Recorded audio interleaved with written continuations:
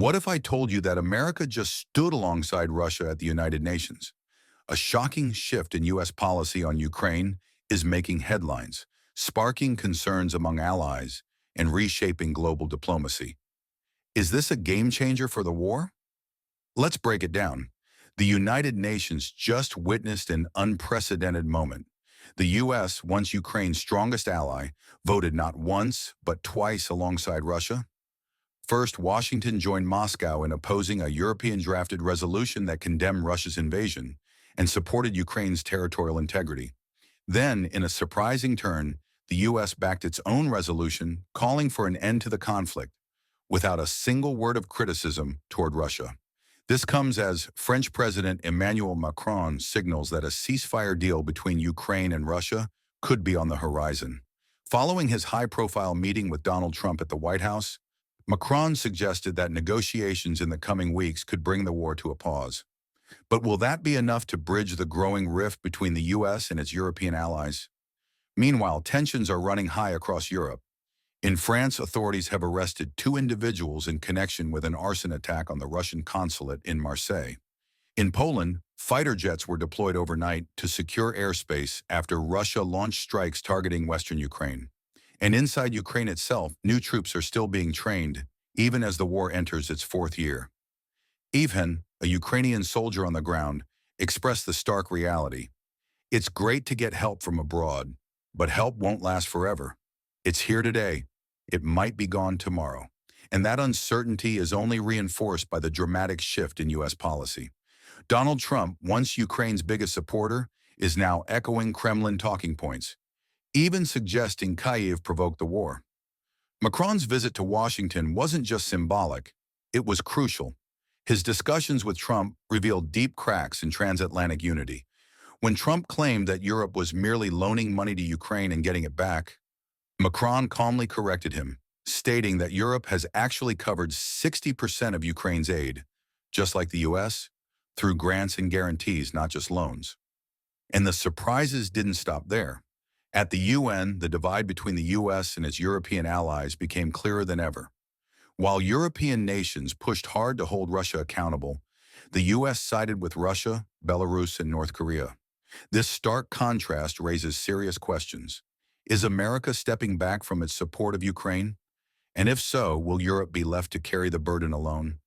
As the dust settles, the focus in Kiev remains on securing support. New sanctions against Russia are being announced, and Ukraine's remaining allies are reinforcing their commitment. But as the U.S. signals a shift, European leaders, including the UK's Keir Starmer, are making urgent trips to Washington, hoping to maintain transatlantic unity. Another key revelation: Russia may now be open to the idea of EU peacekeepers in Ukraine, a proposal previously dismissed outright by Russian officials. If true, this could be a turning point. But with no firm commitment from the U.S. to support an international force ensuring a ceasefire, serious concerns remain. And then there's the issue of rare earth minerals, Ukraine's untapped wealth. Reports suggest that Ukraine is set to sign a mineral deal with the U.S. in the coming weeks. But here's the twist. Many of these valuable resources are in the Russian-occupied Donbass region. If the U.S. is financially invested in Ukraine's mineral wealth, will it step in to protect its interests? Or will Russia end up benefiting instead? For now, it's all speculation. What we do know is that America's foreign policy is shifting, leaving allies scrambling to adapt. As Ukraine continues to fight for its survival, the world watches closely to see if this war is truly approaching a turning point, or if a new chapter of uncertainty is just beginning. The implications of this shift go far beyond the battlefield. If the U.S. pulls back from its involvement, it could lead to a significant restructuring of global alliances. European nations might be forced to step up militarily and economically in ways they haven't before. This could lead to greater independence for the European Union in defense matters, but could also create rifts among NATO members about how best to proceed.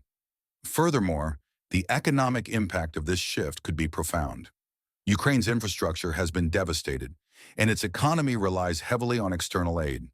If funding decreases, the already struggling country may find itself in an even more precarious situation. Meanwhile, Russia, seeing cracks in Western unity, may feel emboldened to push forward with its aggressive tactics. There are also geopolitical consequences for China and other global powers. If the U.S. deprioritizes Ukraine, it could send a signal that Washington is focusing more on its competition with Beijing. This might encourage China to take bolder steps in Taiwan or elsewhere, altering the global balance of power. Another key aspect to consider is how this shift in U.S. policy affects domestic politics.